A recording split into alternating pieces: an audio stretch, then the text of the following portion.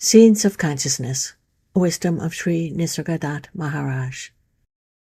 August 12th, 1979.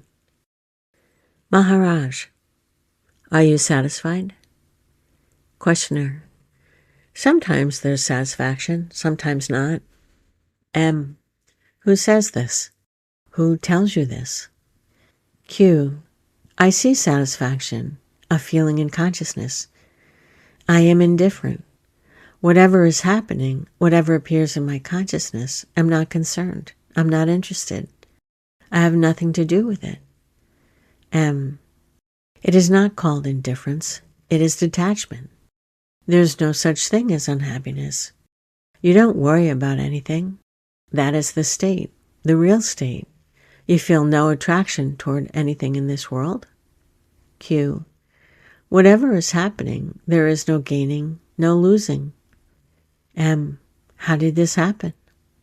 Q, I don't know. M, don't behave as others do just because they say so.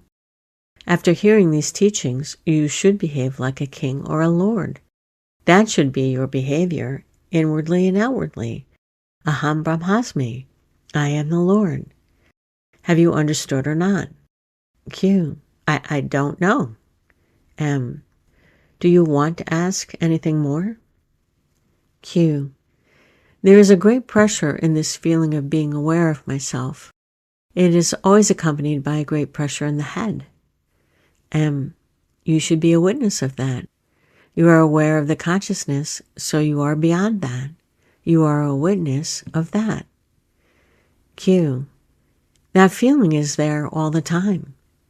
M, your consciousness is not in the body. There's attraction to that body yet, so that feeling has not gone completely. Your consciousness has some attraction, some love for your body. Therefore, that pressure is there. You know your consciousness. You witness your consciousness now. Formerly, that was not true because you were considering yourself as a body. Now you know that you are not the body. You know also that you are not the consciousness. Formerly, before you heard this, before you came to India, your name for consciousness was the mind. Now the word for consciousness is jnana, knowledge. M, to another. So your purpose is served. You are satisfied?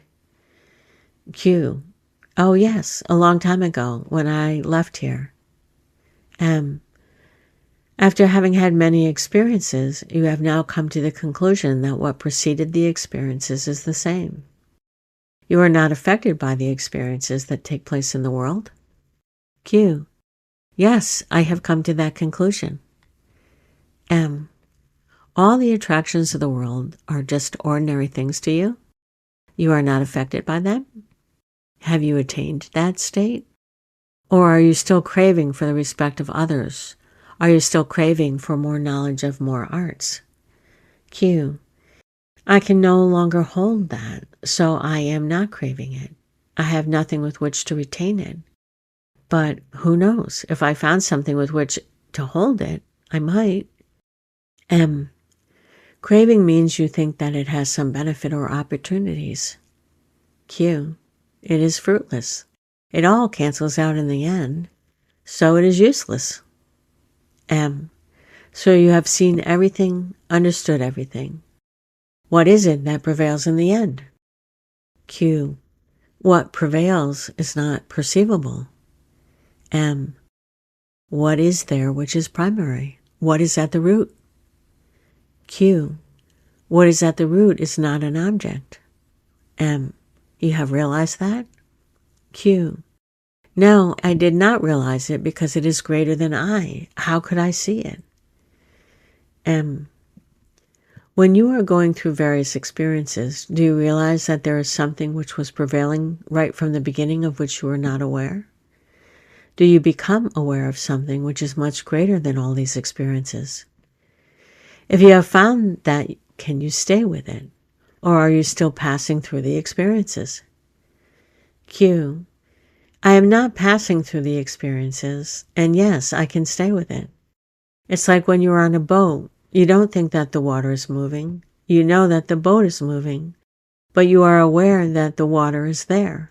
You don't have to repeat to yourself, "Oh, yes, I'm moving on water." What is there moves. Underneath is what you move on. When you are passing through all this, do you realize that it is all artificial, that it is not the real? What do you experience? Q. I experience that I'm passing through my own self-created projection. M.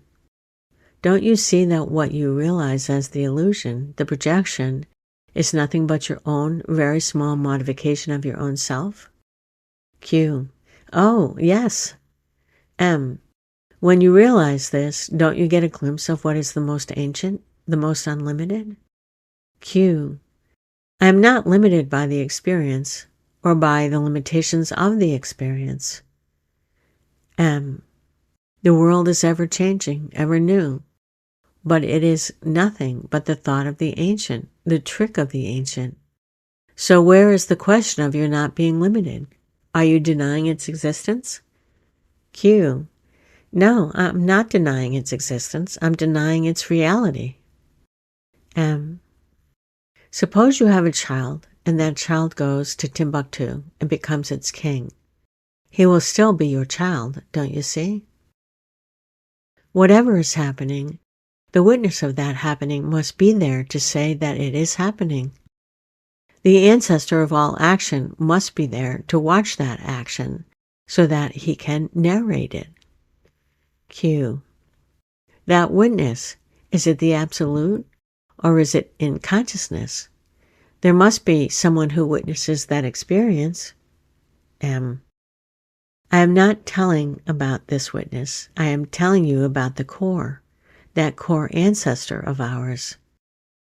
Out of a berry, out of the very forest of shrubs with berries, all these shrubs have grown because of that single berry.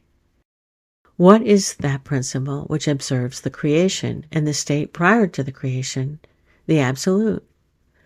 The no-beingness state, the no-consciousness state alone, knows that there is a consciousness, that no-I-amness state.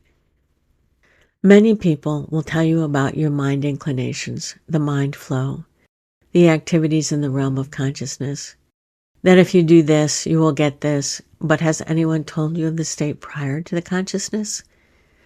The lowest state on the spiritual path is that of the mumukshu. The mumukshu is one who has made a beginning in the spiritual search, and he identifies with the body-mind. He always tries to derive benefits or gains or losses out of the body-mind sense. He meets a guru, and the guru tells him, "You are not the body-mind. You are the manifest I-amness. I am is the manifest world," and that he realizes. He establishes himself there and finds that he is not the body-mind. He is the manifestation. In due course, he also realizes, I am not that I-amness. I am not that consciousness, nor the manifest world, but I am the absolute. Why are you quiet? Is it because of confusion, or because you have no confusion and have attained that quietude? Q. Is this state of I-amness manifest, detachment? M. What do you call that I-amness? Q. Consciousness. M. Do you know the consciousness? Do you witness the consciousness? Q. I don't know. M. To what principle do you give that name?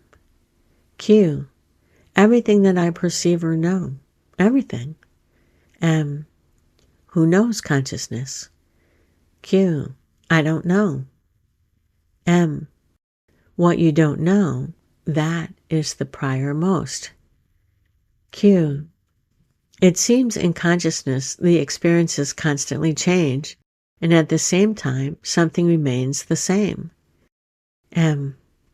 In ignorance you used to call it mind, but that is itself the knowledge of manifestation. That is the power of manifestation, this knowledge. It is the source of manifestation, Mula Maya. It is Maheshwar, that is the highest Ishwara principle, whose name is Atman. Q. Whose name? M. The feeling you have of I amness. I am, without words. That is Atman. It is very dynamic and moving. The consciousness is the mind of the Absolute, the power of knowledge, the power of memory, the message of I amness. Q. The state of manifestation, is that a state of attachment? M. Its happening or creating is spontaneous without attachment. But once it appeared, the attachment started. You're all keeping quiet and not daring to ask questions. Q. Questions are prepared before. When you come here, they fade away. M. In the womb of ignorance, the knowledge was there, and that knowledge in maturity had become this manifestation. But prior to ignorance, that great ancestor is there. You have the knowledge of knowing only on the basis of no knowing. First of all, you do not know. On that no-knowing platform, this knowing sprouts. But the basis is ignorance only.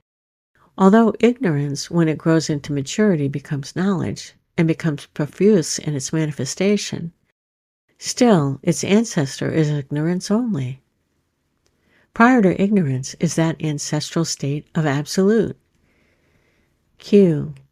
What are the signs to recognize a jnani? M. To think that one is a jnani, knowledgeable, or full of wisdom is folly. Once one presumes that he is full of wisdom, he wants social recognition. He wants a status. That is the folly. Who is a jnani? The jnani himself does not know he is, and who is to recognize whom? Out of no action, spontaneously, millions of creatures are happening every moment, and there is so much of chaos. Will a jnani allow such a thing to happen? The jnani understands that out of ignorance has come knowledge, and in the process, everything is happening. But since the basis is ignorance, he does not interfere, because he himself does not know he is. The jnani cannot focus his attention because he has no attention. Translator. What Maharaj calls the knower, the Absolute, gives no attention to anything. Witnessing happens. He doesn't witness. He is beyond that attribute, attention. And you, consciousness, cannot give attention to that. It cannot be known. Q. Can Maharaj witness his deep sleep state? M. Yes, I witness my deep sleep very nicely. Q. There was this experience. Everything, body and mind, was there, and at the same time, nothing. M. That is experience still. The experiencer is different from the experience. Experiences you can describe in thousands of ways, but the experiencer you cannot describe. Translator. Maharaj says he cannot describe the Absolute. Only what appears can he speak about. It cannot be said. He knows. It is there. It's not a question of knowing. M. Waking and sleep don't know what was prior to them. Consciousness doesn't know that state when it was not there. The Absolute knows, but it doesn't belong to the known. Unknowingly, the knowing has started, spontaneously. Once the knowing disappears, then there is nothing. Knowing gives rise to the 5 elements. When the knowing disappears, you remain. So long as the knowing is there, make use of it and inquire. I am stung by a scorpion. What is the stinging? The stinging is this I amness. Because you cannot tolerate that sting of I amness, you are running from place to place. To nullify the poison of that sting, watch the I amness. Observe your knowingness. The effect of that sting is the waking state, sleep state, hunger, thirst, etc. Catch hold of that sting, that knowingness. Q. Is bondage necessary to become free? M. First you understand what the bondage is. Track yourself down continuously for 24 hours. Once you realize I cannot be a body or a mind, then naturally you are there. After all this talk, do you find any necessity for the sound of words? For any talk? Is there any necessity for words? For true spirituality, is there really any need for words? Q. No.